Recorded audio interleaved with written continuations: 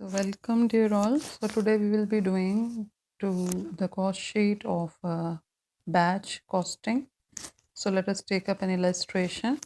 Batch number A 150 incurred the following cost: direct material 10,000, department A की labor hours दे रखे हैं and the per hour rate is given. B department के labor hours दिए हैं and then the rate is given. Factory overheads का absorption method is told that it is direct labor hour basis. Rates per hour are given for department A department B, क्योंकि labour hour basis हैं तो labour hours already दी हैं, so then it means overheads for department A would be 7 into 800 and for B will be 4 into 1400. And the firm is using a cost plus system for calculating selling price, and it expects that 25% of the GP. And how the GP is calculated? GP is calculated by sales value minus factory cost. So this is important point. Administration overheads are absorbed at 10% of selling price. Assuming that 1000 units are produced in this batch, we have to calculate selling price. देखो selling price पर administration overheads हैं और एक तरह से हमारा जो cost plus system है 25% सिर्फ GP की रेट दी है and the information I think after factory overheads we are not given any other information और question पूरा करना है. So we have one hint, that is what? Sales value minus factory cost, that is GP. So I'll be writing it over here. Gross profit is what? It is sales value minus factory cost. So we will be having this sales value is not known to us. ये हमें पता नहीं है. Factory cost we will calculate from the cost sheet. इसको cost sheet से ले लेते हैं और ये अभी हमें पता नहीं है, तो GP इसका मतलब निकल नहीं सकता. तो फर्स्ट प्रायोरिटी हमारी ये है कि whatever information is given हम उससे फिक्स फैक्ट्री कॉस्ट निकाल लें. So let us start. We are given materials, that is how much materials are given 10,000. तो 10,000 मटेरियल हैं, then we are given labour, तो 800 into 5 we have 4,000 for the labour hours of labour cost for department A. Then for B, तो इसको अगर मैं एक cost sheet यहाँ पे बनाना चाहूँ, cost sheet for batch and it is number 150, A150. So this is the cost sheet which we have. We have the particulars, then we have the details and the amount column. So the direct material we have, that is rupees 10,000, and then for the direct labor, क्योंकि दो departments में काम हो रहा है, ए में और B में, और डिपार्टमेंट ए क्या कह रहा है, डिपार्टमेंट ए में 800 लेबर आवर्स हैं और 5 पर रेट पे है, और बी में 1400 लेबर आवर्स हैं और 6 पे है. तो we will be calculating it और इसका अमाउंट कैलकुलेट कर लेते हैं. And this is going to be written over here. इसको बाहर ले जाएंगे एंड दिस इज़ योर 12,400. इसका हम टोटल कर लेते हैं, then we will be having the prime cost. So 22,400 हमारे पास प्राइम कॉस्ट आ गया. So we can add the factory overheads to it, और फैक्ट्री ओवरहेड्स को भी हमें, because rates are absorbed on labour hour basis, I will show you in the question again. और ए और बी के जो लेबर आ रहे हैं वो हमारे पास ये दिए ही हुए हैं, 800 और 1400. So I am writing again 800 into 400 1400, और इसके साथ इनका जो रेट दिया हुआ वो मैं क्वेश्चन से दोबारा दिखा देती हूँ. So over here it is written on labour hour basis. Factory overheads absorb करने 7 पर और 4 पर. तो हम ए का मल्टीप्लाई 7 से करेंगे, बी का 4 से करेंगे, तो we have this figures with us. So when we calculate these things, so we get the total 11,200, and finally I have the factory cost which we wanted.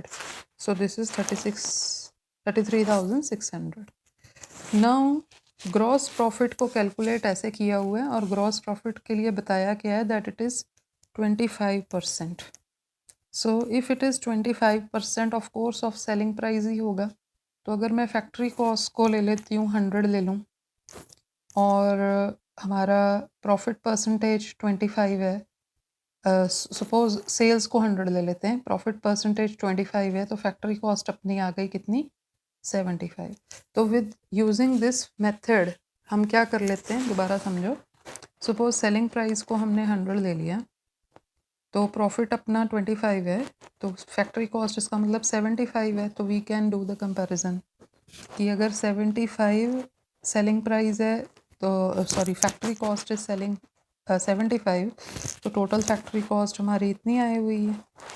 और अगर हमने सेलिंग प्राइस कैलकुलेट करना है 100 के लिए, तो हम क्या करेंगे, इसको मल्टीप्लाई कर देंगे 75 से और डिवाइड कर देंगे 75 से और मल्टीप्लाई कर देंगे 100 से, तो we will be having the selling price calculated, that is how much, that is our 44,800। तो सेलिंग प्राइस अपने पास आ गया। एक बार सेलिंग प्राइस आ गया तो अगला एडमिनिस्ट्रेशन ओवरहेड है। क्वेश्चन कह रहा है एडमिनिस्ट्रेशन ओवरहेड है 10% ऑन सेलिंग प्राइस, तो 10% of selling price that is 10% of 44,800। So we can calculate this thing, this is your 80 and we get the cost of production। cost of production अपने पास आ गई, that is total कर लिया हम लोगों ने। you can have a look at the whole question।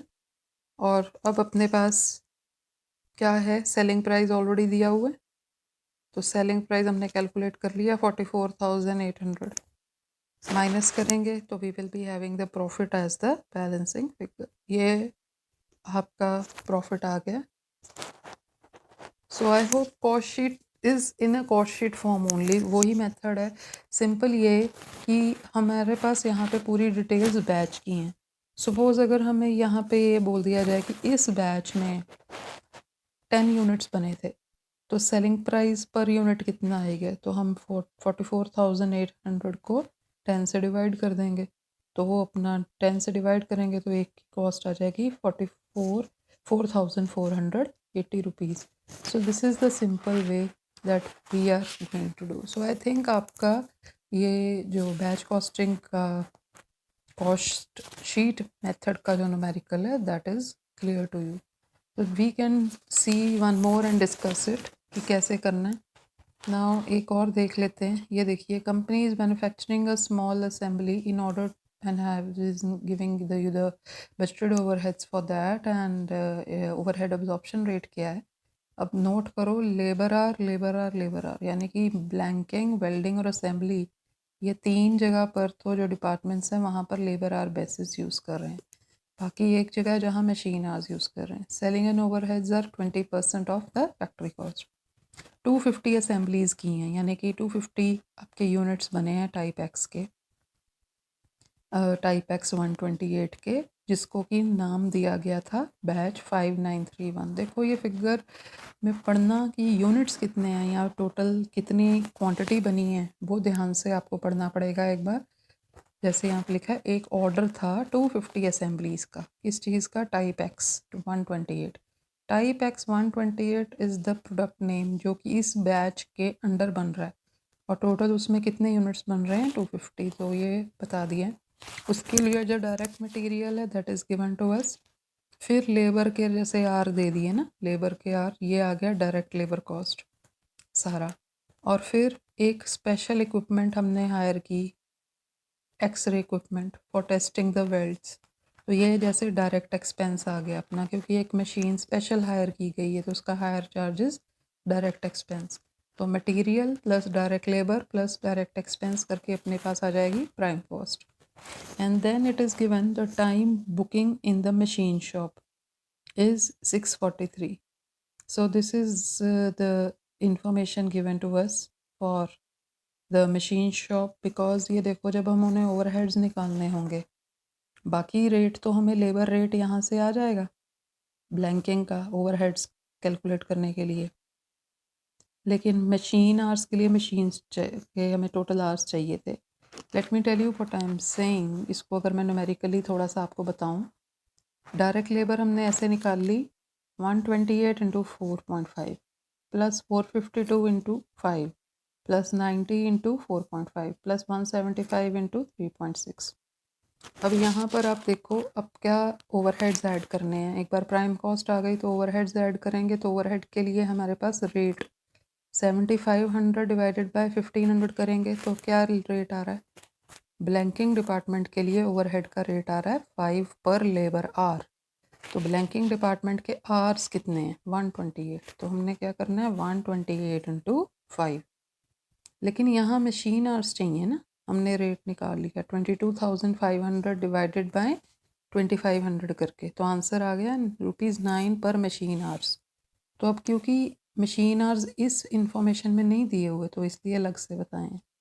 तो overhead आएंगे 643 into 9 करके 9। तो अब आप इस क्वेश्चन को ट्राई कीजिए और मेरे को आप रिस्पॉन्स कीजिए कि whether you are able to solve this question और not. You can send me your solution so that I could see whether you are able to make up or not।